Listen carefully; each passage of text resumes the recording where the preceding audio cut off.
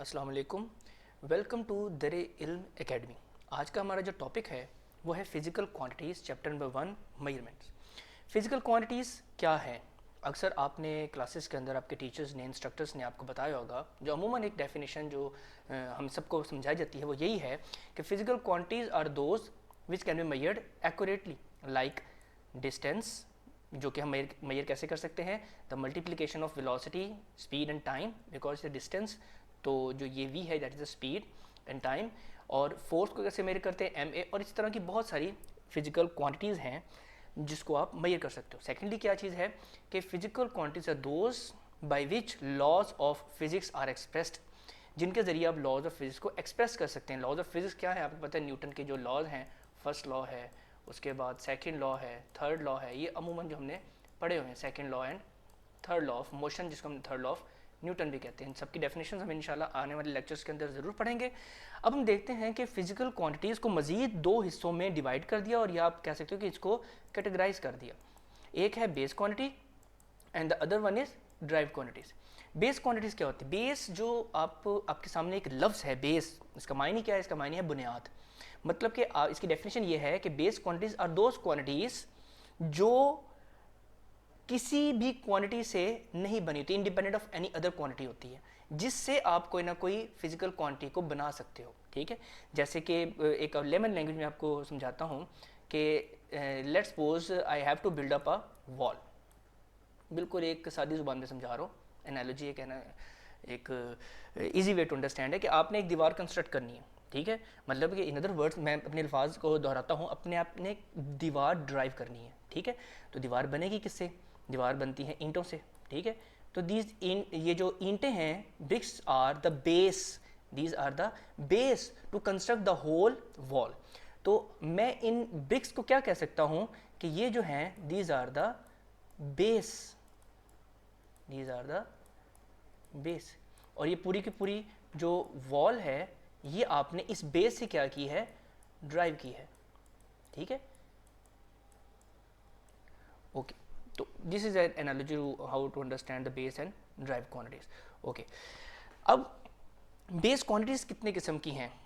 There are 7 base quantities, जिसमें आपके सामने टेबल पे मेंशन किया है। लेंथ है, मैस है, टाइम है, करंट है, उसके बाद थर्मोडायनेमिक टेम्परेचर है, इंटेंसिटी ऑफ लाइट है, अमाउंट ऑफ सब्सटेंस है। सब इसके ऐसा यूनिट्स हैं जो कि हम आने वाले लेक्चर्स में इसके यूनिट्स में पढ़ेंगे। इनके सिंबल्स वगैरह आपके सामने स्क्रीन पर आप देख भी सकते हैं, और आपकी जो किताब है पंजाब टेक्स्ट बुक बोर्ड की, उसका पेज नंबर 4 के अंदर इन टेबल 1.1 जो है, टेबल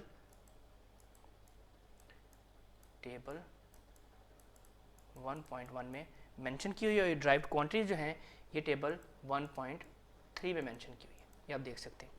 अच्छा, बेस क्वांटिटीज़, ये हमारे सामने बेस क्वांटिटीज़ हैं। उसके बाद क्या है? ड्राइव क्वांटिटीज़ हैं। ड्राइव क्वांटिटीज़ कौन सी क्वांटिटीज़ होती हैं? ऐसी क्वांटिटीज़ जो बेस क्वांटिटी से मिलकर बनी हो। जैसे मैं फोर्स की बात की, अब आपके सामने एक फोर्स फर्स्ट कॉलम में लिखा हुआ है फोर्स, तो ये होता है एम ए। ठीक है, अब m क्या है? अगर मैं इस टेबल को देखूं, ये जो आपके सामने ये टेबल है, इस टेबल को देखूं तो इस टेबल में मैस क्या है? मैस इंडिकेशन हुई है, मैस यहाँ पे दिया हुआ है, और ये क्या है? बेस क्वांटिटी से दे रहा है 7 बेस क्वांटिटीज। और एक्सेलरेशन अगर हम आगे पढ़ेंगे, क्योंकि with the passage of time, with the passage of delivering of lectures आप समझ जाएंगे कि एक्सेलरेशन जब चैप्टर नंबर 3 में इंशाल्लाह, चैप्टर नंबर 4 के अंदर ये मुसलसल जब पढ़ेंगे तो आपको पता होगा, और आपने आपकी प्रीवियस नॉलेज भी आपको बताया कि एक्सेलरेशन होता क्या है? एक्सेलरेशन होता है delta we over delta t. Delta t is actually time, then time is also a base quantity, mass is also a base quantity, v is the velocity. तो how you can measure the velocity? ये आपके सामने एक equation जो दी हुई है, इसमें जब मैथमेटिक्स के साथ थोड़ी सी हम प्ले करते हैं तो ये बनेगा s ओवर t। तो इसका मतलब है ये बन जाएगा m is equal to m delta v की वैल्यू मतलब कि s ओवर t और ये डेल्टा टी। अब ये सारी के सारे अगर आप देखें तो these all are the base quantities. Mass है, डिस्टेंस है, लेंथ जिसको कहते हैं, डिस्टेंस मेजर होता है मीटर के अंदर, तो हम इसको लेंथ के अकाउंट में लेंगे। डेल्टा टी ये जो टाइम है, और ये टी टाइम है, these all are the base quantities. तो हमने ये ड्राइव क्वांटिटी जो है फार्मूलेट की है या ड्राइव की है इक्वेशन, जो कि बुनियादी तौर पर किससे मिलकर बनी है? Base quantity. तो ऐसी क्वांटिटीज़ को जो बेस क्वांटिटी से मिलकर बने उनको कहते हैं ड्राइव क्वांटिटीज़। अब second next question is measurement of base quantities, base quantities को मेजर कैसे किया जाए, लेंथ को मेजर कैसे किया जाए, मैथ्स को मेजर कैसे, ये सारी की सारी चीज़ें जो है हम, क्योंकि हमारी बुनियादी मकसद क्या है बेस क्वांटिटीज को अंडरस्टैंड करना, ताकि हम ड्राइव क्वांटिटीज और कॉम्प्लिकेटेड से कॉम्प्लिकेटेड इक्वेशन जो है वो डेवलप कर सके।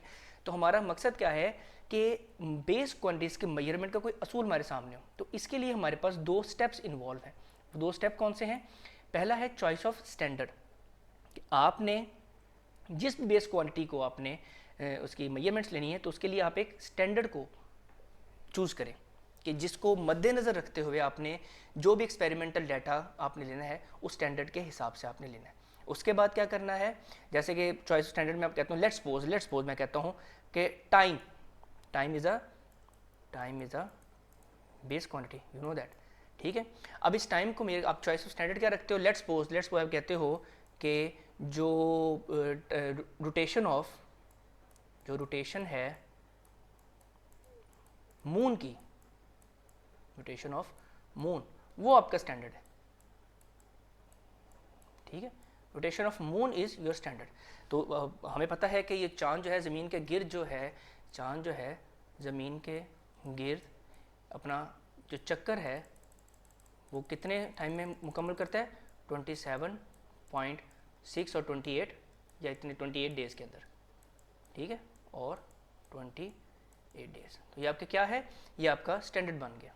इसी तरीके से आप स्टैंडर्ड क्या चूज़ कर सकते हैं, जैसे कि आप कहते हो rotation of earth around the moon, sorry moon नहीं, अर्थ अराउंड द सन। तो ये आपका क्या है, ये आपने चॉइस ऑफ स्टैंडर्ड है आपका। उसके बाद आपने क्या काम करना है, उसके बाद ये हमारा स्टेप सेकंड है एस्टेब्लिशमेंट ऑफ प्रोसीजर। क्या करना है आपने, अब आपने वो जो स्टैंडर्ड चूज़ किया है उसकी रिक्वायरमेंट्स को मीट करने के लिए आपने एक ऐसा प्रोसीजर डिज़ाइन करना है जो अल्टीमेटली एट द एंड आपको रिजल्ट क्या दे, very very close to the choice of standard दे, जो आपने स्टैंडर्ड चूज़ किया है। अच्छा, इसके बाद जो है एक आइडियल स्टैंडर्ड की बात करते हैं।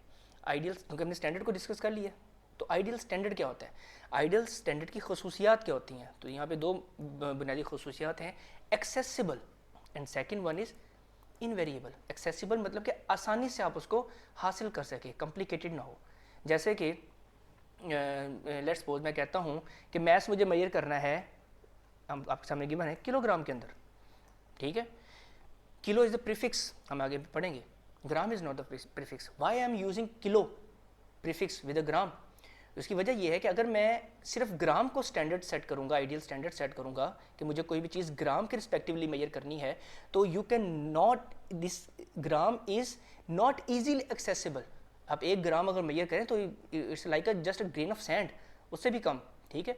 तो आपके लिए वो मुश्किल हो जाएगा, तो दैट विल बी इनएक्सेसिबल। तो आपने क्या किया, किलोग्राम की बात की। अच्छा, सेकेंड वन इज़ इनवेरिएबल।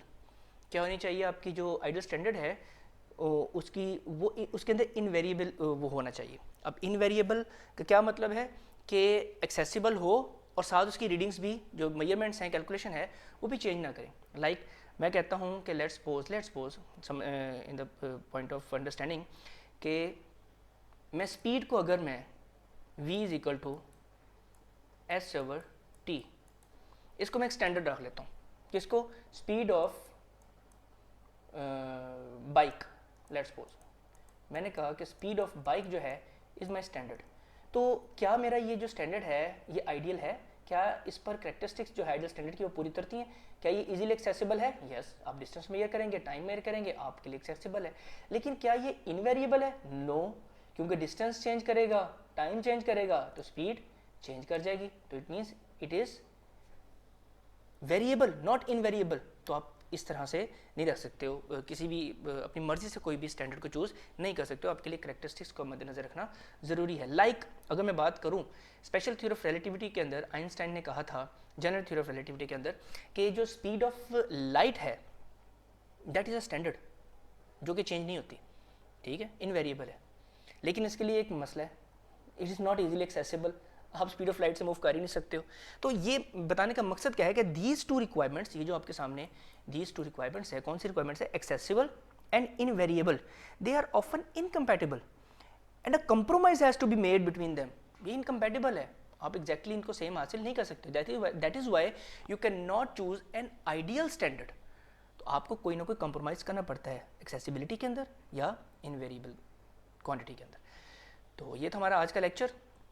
अगर किसी किस्म का आपको इसमें कोई सवाल हो, क्यूरी हो, तो कमेंट सेक्शन में आप इसको डिस्कस करें, तो मैं इसको आंसर करने की अपनी भरपूर कोशिश करूँगा। मोरोवर चैप्टर के एंड के ऊपर हम एक एडिशनल वीडियो जो हैं वो अपलोड करेंगे, जिसमें मुकम्मल चैप्टर की डिस्कशन होगी। इसमें न्यूमेरिकल्स और जो एक्सरसाइज के MCQs और शॉर्ट क्वेश्चन को भी डिस्कस किया जाएगा। आपकी फ़ीडबैक जो है हमारे लिए बहुत ज़रूरी है, तो अपना ख्याल रखिएगा। अल्लाह हाफिज़।